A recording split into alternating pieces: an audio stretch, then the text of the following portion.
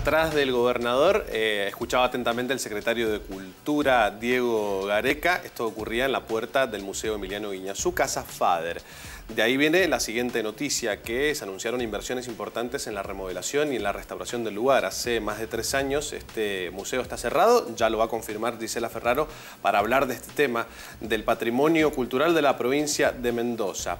Se van a invertir entre 28 y 30 millones de pesos. Exacto. Para remodelar el lugar. Los primeros 8 meses van a tratar de arreglar un poco la estructura de muros, los techos, los cimientos del lugar. Recordemos que el principal problema que tiene este lugar es que cuando tiembla se deteriora muchísimo. De hecho, un sismo en el 2012 fue el que le generó el mayor daño que tiene en su estructura en este momento y por eso hubo que cerrarlo, ¿no? Exactamente. Los primeros 8 meses va a estar destinada a la remodelación en la estructura, en lo más grande, si se quiere, del lugar, para decirlo un poco más coloquialmente, y luego la segunda etapa va a estar destinada a la remodelación en las obras pictóricas del lugar y en la arquitectura del lugar. Y de lleno nos metemos con este tema. Estamos hablando de cultura, estamos hablando de arte, y mejor que hablar con este tema con Gisela Ferraro, que está aquí con nosotros. Gise, buenas noches, ¿cómo andás? Buenas noches, Nato, buenas noches, Gerardo. Así es, estamos hablando del Museo Emiliano Guiñazú, Casa Fader, que es el Museo de Bellas Artes, el Museo Provincial de Bellas Artes.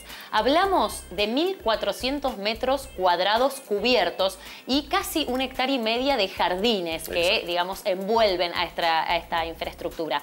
Jardines en los que a lo largo de estos años en el que el museo estuvo cerrado, vale la pena recordar que desde la iniciativa de artistas visuales de manera independiente se han gestionado y se han realizado distintas actividades en estos jardines.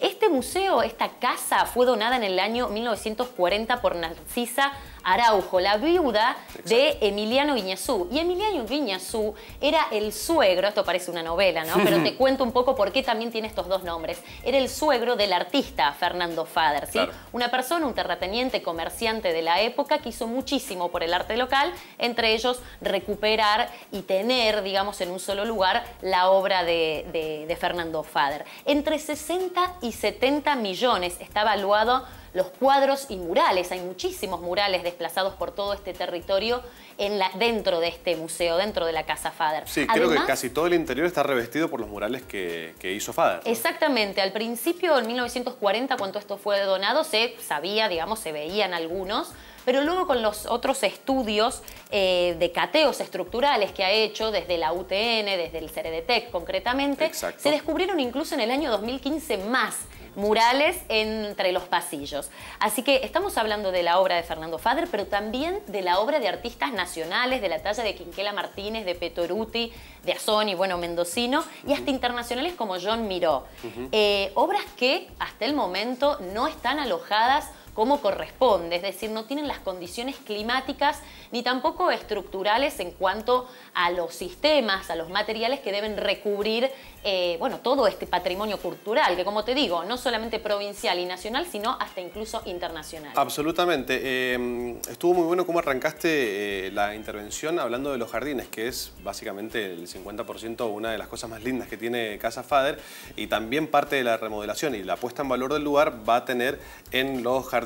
Mucho dinero va a estar volcado allí, según lo que decía el propio Diego Gareca y también el gobernador Alfredo Cornejo. El concepto que maneja el gobierno es interesante para dar un poco de contexto a este tema. Tiene que ver con revalorizar y inyectar dinero en la cultura de lo que está, no hacer obras grandilocuentes. De ahí un poco la crítica, y se nombraba mucho en las declaraciones, el espacio cultural Julio Leparc, que decía, no vamos a encarar obras de este calibre, de este tamaño, ahora lo tenemos que mantener.